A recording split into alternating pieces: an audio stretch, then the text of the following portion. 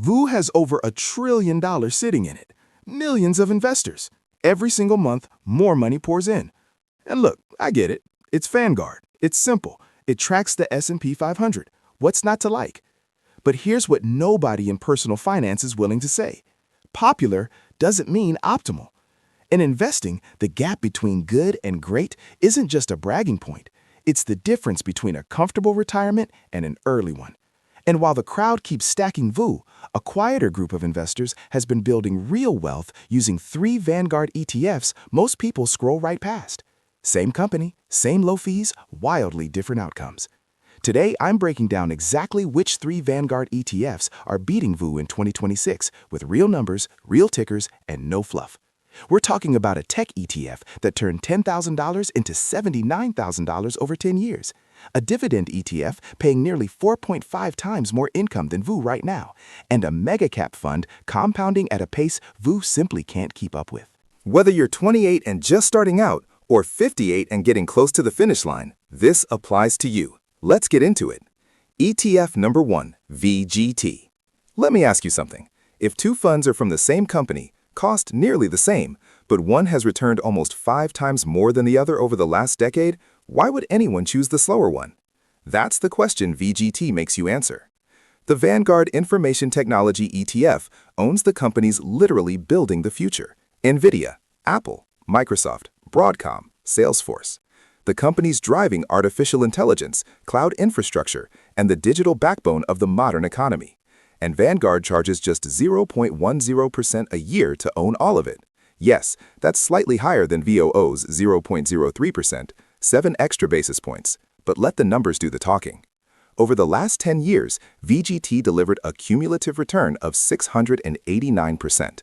VOO, around 148% in the same window. Put real money on it. $10,000 in VOO a decade ago gets you roughly $40,000 today. That same $10,000 in VGT, over $79,000. Same starting point, completely different destination, just because of one ticker. And over the last 12 months alone, VGT returned 22%, while VOO returned 16.79%. The gap isn't shrinking, it's growing. Going into 2026, VGT holds roughly 325 to 425 stocks, with about a third of the fund sitting in semiconductors. And semiconductors are the engine of AI. Every model, every data center, every smart device runs on chips. As long as the AI build-out continues and there is zero sign it's slowing, VGT is positioned to keep outperforming. The dividend yield is just 0.60%, and that's by design. These are growth companies reinvesting every dollar into expansion and innovation, not handing it back to you. As Vanguard's own founder John Bogle put it, time is your friend, impulse is your enemy. VGT rewards patience. But here's the catch. VGT is built for growth, not income. So what do you do when you actually need your investments to pay you? ETF number 2, VYM. Here's a problem that rarely gets talked about honestly. VO's dividend yield is 1.12%. You put in $100,000 and you're collecting about $93 a month. That won't cover groceries, let alone replace a paycheck. And before you go chasing those 8%, 9%, 12% yield ETFs, stop. Most of those are loaded with unstable companies using payout structures that can't last. Chasing yield without checking quality is one of the most expensive mistakes a retirement investor can make. That's exactly where VYM comes in. The Vanguard High Dividend Yield ETF tracks a rigorous quality filter. It screens for U.S. companies with consistently high dividend yields, cuts out REITs entirely, and what you're left with is 570-plus battle-tested companies. JPMorgan Chase, Johnson & Johnson, Broadcom, ExxonMobil, United Health Group. Companies that have paid and grown dividends through recessions, crashes, and every economic shock in recent memory. The current yield on VYM? 5.03%. Compare that to VO's 1.12% and really let that land. VYM is paying you nearly 4.5 times more income right now. Real numbers, $100,000 in VYM generates over $5,000 a year in dividends. That's $416 a month hitting your account without selling a single share. And the total return holds up. Over the last 12 months, VYM returned 16.53%, nearly identical to VO's 16.79%, while paying you dramatically more along the way. The 10-year cumulative return sits at 123.55%, and you've been collecting growing dividends that entire time.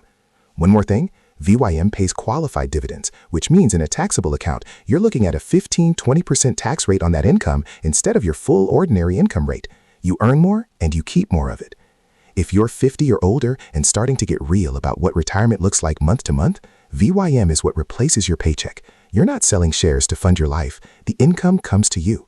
As Charlie Munger said, the first rule of compounding is never to interrupt it unnecessarily. VYM lets you live on income without ever touching your principal. ETF number 3, MGK. Now here's the one that surprises people most.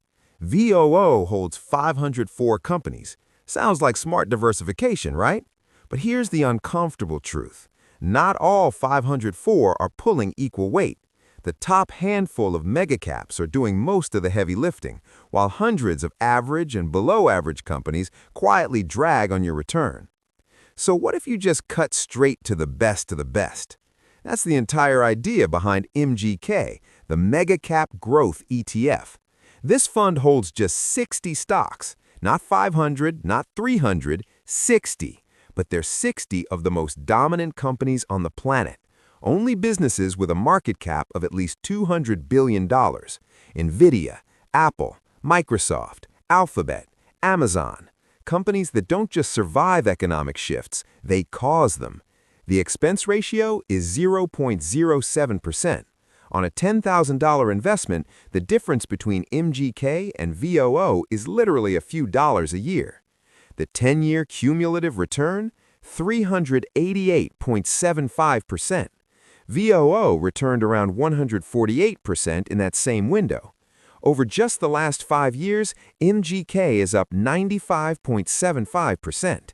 And in the last 12 months, MGK returned 18.72%, beating VOO's 16.79% by nearly 2 full percentage points.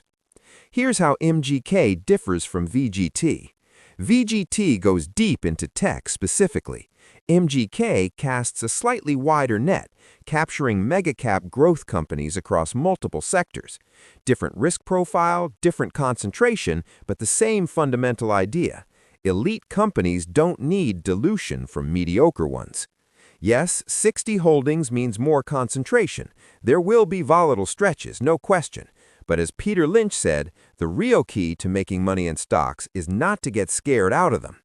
MGK is for investors who understand that owning the world's best businesses isn't reckless, it's a strategy. Allocation by age. Now let's talk about how to actually put these together, because the right mix at 28 looks nothing like the right mix at 58. Ages 20 to 35. This is your compounding window. Don't waste it. Go 70% VGT, 20% MGK, and 10% VYM. You don't need income right now. You need aggressive growth. Let VGT and MGK do the work while time is still your biggest asset.